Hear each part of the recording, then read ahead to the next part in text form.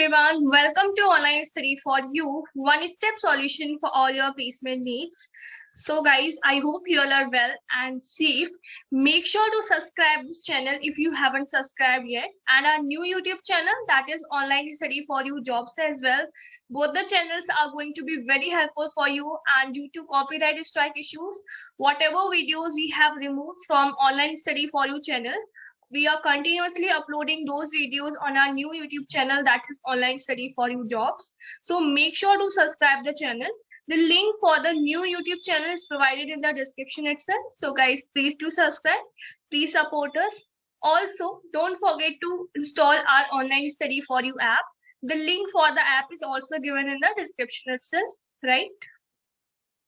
So basically, as you all knowing that 10th March exam of TCS NQT is done, right? So in this video, we are going to do the analysis of TCS NQT questions that were asked on 10th of March from all the sections. And this video is definitely going to be very helpful so that you can analyze that which topics are important, what sort of questions were asked, what was the level of difficulty, right? So make sure to watch the complete video. Do like this video. Do subscribe this channel. Let's start. Guys, here's a good news for all of you that we have Java course on our Online Study for You platform. So do check our Java course. This Java course covers all the important concepts along with the programming questions, the placement questions that were asked in MNCs. So make sure to check the course. This course is definitely going to be helpful for all of you and for them as well who are preparing for InfyTQ, because you know that InfyTQ contains two languages only, either Java or Python. So if you want to do the things from Java, so this course is going to be very helpful for you as it covers all the important concepts along with the questions also. So do check the course. Link is provided in the description itself. So basically from the quantitative aptitude part, like what students told. So questions were from profit and loss, 2 questions were from percentage, 2 questions from SI, ages, time and work, 2 questions from time and distance, and 2 questions from number series and statistics. So this is how the paper was arranged, and these were the important topics from which the questions were asked. So if you want to prepare, then first focus on these topics, as mostly teachers is asking questions on them only. Now talking about reasoning, so you must be knowing that we already covered questions regarding this profit loss percentage and all the mentioned topic. So if you haven't watched those videos, if you haven't watched those aptitude videos, as if so there's the time. So make sure to subscribe our new YouTube channel where we have uploaded all these videos which removed from our Online Study for You channel, right? Because these videos are going to be very, very helpful for your TCS NQT exam. Next, come to reasoning part. So reasoning, they ask blood relation, explicit and implicit, and sufficient statement. That is from data sufficiency. They ask the questions. Silog, even I told that Silog is very, very important topic when you are preparing for reasoning. Coding decoding, 2 questions were from coding decoding. Puzzle based questions were there, like some kind of situation is given and you have to make some sort of conclusion, or you have to solve the problem. Okay, alphabet series were there. Decision making questions were there. Decision making questions, we already uploaded a video regarding this.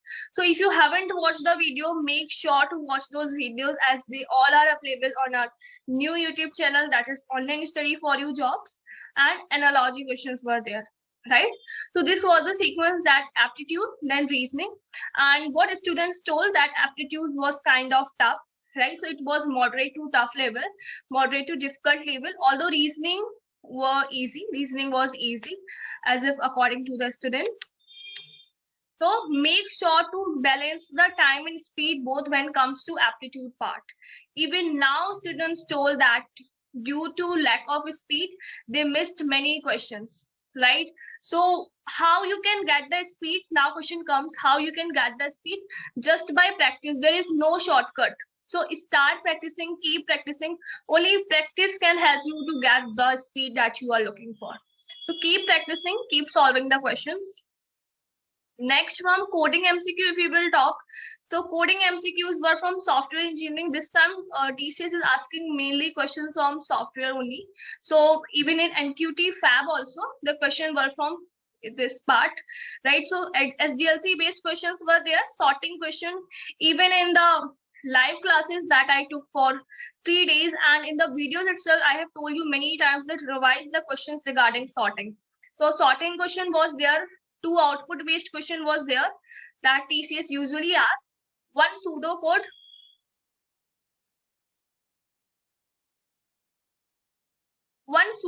was there, and 1 question was based on unary operator that we have usually, logical operator, unary, binary and all. So 1 was on unary operator, and there were questions based on graph as well. So I have told you, when it comes to technical MCQs, they can ask you from any data structure, whether it is graph, tree, stack, queue, linked list. But in coding, they won't ask you that difficult. But whenever preparing for MCQ, make sure to cover each and everything. And then programming, 1 question was from array. So this is a question that we got from the students. So this was the question of coding, but it is somewhat sounding like an aptitude question, right? So let us see the question. That there is a project manager having a team of 5 members. Project manager always confirms the given task is completed in given deadline, that is the number of days. And then project manager decides how much task will be completed on a single day by whole team. 2 of 5 works over a task for full day. So basically there are 5 members, and out of them 2 work for a full day and 3 of them work over a task for half a day. We have to check for the given number of days whether the task would be completed or not. If yes, then print 1. If not, then print 0. So you can see this is a kind of aptitude based questions which they have given in the form of coding. So if you are good at time, speed, time and work topic, then this question is all yours, right? So in the input they have given, So in the input they have given takes the number, and denoting the takes the number of tasks to be completed, that what is the task to be completed. T is denoting the number of tasks completed by an individual team member. D is denoting the number of days in which the task has to be completed. For example, 50 is the task that we have to complete. 2 is the work done by individual team member, and 10 is the number of days which is given, or basically deadline under which we have to complete this 50 tasks. So let me discuss the logic with you. A code you can do by yourself, I know, so because it was a kind of easy question. So what you can do, see, it is given that 2 members are working for full day, and each member is working for, number of tasks completed by individual team member is 2. So in 1 day, 2 member will do. So what you can do, 2 into 2, 4 into 10, 40. So this is the work completed by 2 members only, which are doing the task for full day. So this is 40 we got, right? Now 3 members are remaining that are doing work for half a day. So for them, what you can do, so how many work they will do, how much work they will do. So 3 into 10, 30, and they are doing for half a day. So this 2 is going to be 1 for them. So 30 plus 40 is going to give you 70, and 70 is for sure greater than 50. So we can conclude that yes, work will be completed, right? And if you will implement the same situation that I just discussed, so in that case the output is going to be 0. So this is what the question told by the student. If there is some kind of modification, then you can do by yourself, right? And you can see, this is just to let you know that what is the label of coding question asked. So this was kind of easy one question. Okay, so you can see this is just an aptitude question which they have formed in the form of coding, for which you have to write the code.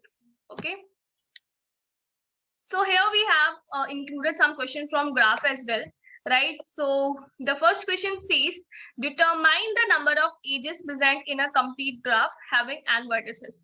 So these questions, just for your practice, these questions are for your practice basically. So see, if they will ask you question from graph, so for sure they are mostly going to be on formula basis, right? So for this, the correct answer is going to be n into n minus 1 by 2. So the number of edges present in a complete graph having n vertices is n into n minus 1 by 2. Next question is, in a given graph, the number of edges is equal to twice the sum of the degrees of vertices. Given statement is true or not. So you have to tell whether it is true that the number of edges is equal to twice the sum of the degree of the vertices. Well, no. So here they have reverted the condition. In actual we have that the sum of the degrees of the vertices is twice the number of edges. But here they have written the same thing in reverse order, like they have swapped the things. So that is wrong. So the correct answer for option 2 is going to be false. And the next question is, given a connected planar graph having 6 vertices, 7 edges, contain how many regions? This sort of question I also included in my live classes. So if this kind of questions are being asked, then I'm expecting that you will be able to solve them. So for solving the third question, you must be aware of one formula, which is also known as Euler's formula. So according to this formula, okay, so it is vertices minus edges plus regions equal to 2. So vertices given is 6 minus 7 is going to give us 6 minus 7 is going to give us minus ka 1, and when you will shift this minus ka 1 to other side, it is going to be plus ka 1. So regions equal to 2 plus 1, that is 3. So the correct answer for this question is going to be 3. So what is the relationship? What is the relationship? Vertices minus edges plus region equal to 2. Okay, so make sure to be aware of these small concepts, because for sure, according to students, questions were pretty easy. So if you are aware of these basic concepts, for sure you can do good in the technical MCQ part and in the coding as well, as I've just shown you the coding question. Okay, so this was the complete analysis of TCS and QT coding questions and programming section, aptitude, reasoning, and all the sections, right? So I hope that this analysis is definitely going to help you.